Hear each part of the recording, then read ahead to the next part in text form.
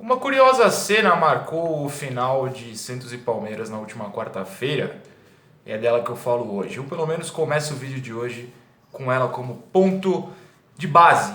Eu sou Felipe Noronha, esse é o Vídeo de Santos. Hoje é sexta, tô meio corrido, tô em São Paulo passando rapidinho. Tenho que voltar para Santos amanhã, mas tem vídeo. Tem vídeo, pelo menos um curtinho.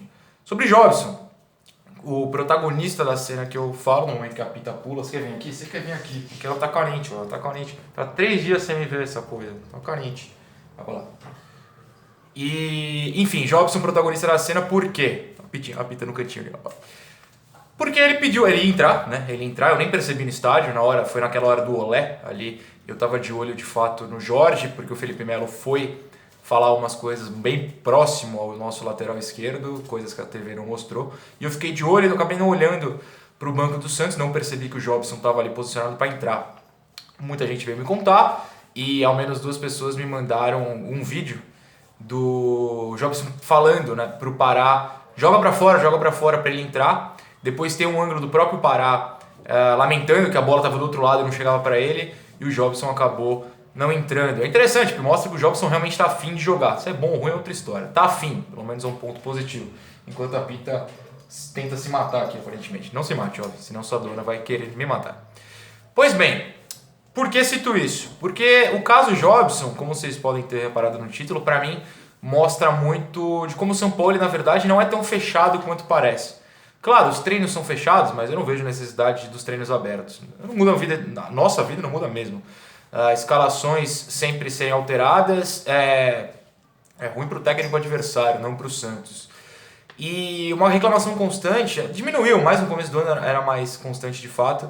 Os repórteres de campo, que sempre que vão ao banco do Santos no pré-jogo, reclamam ou comentam que o São Paulo não dá entrevista. E assim, eu entendo que é o trabalho do cara, eu sou jornalista, eu sou repórter, eu falo com pessoas, mesmo não gostando muito de pessoas.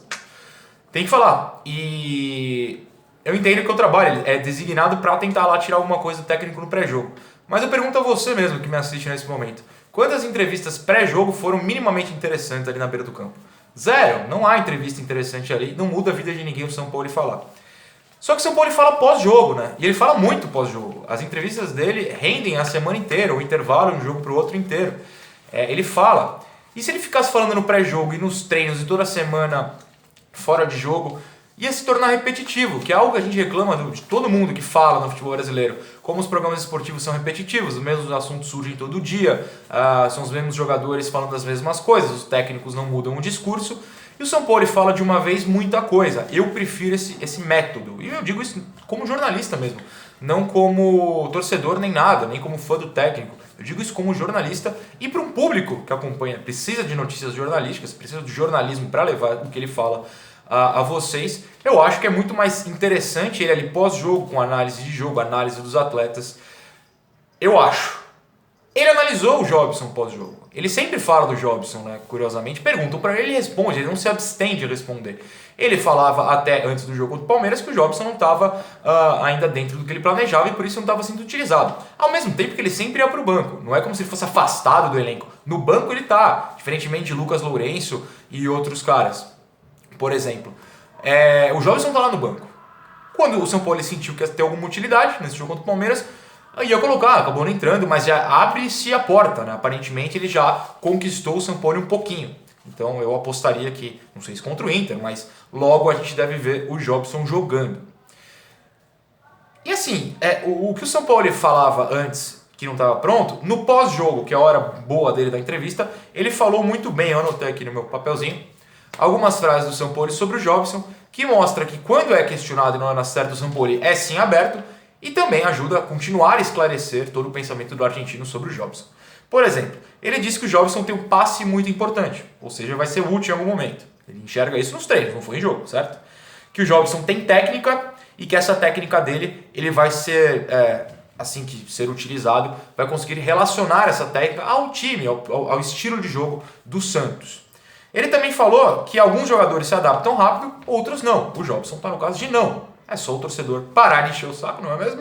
E ter paciência, que é o que eu tento pregar aqui no canal. Eu sei que vocês gostam, senão nem me assistiriam. Também falou que depende do próprio Jobson para arranjar espaço. E é verdade. Se o Jobson treinando bem, vai jogar. É isso que quer dizer essa frase.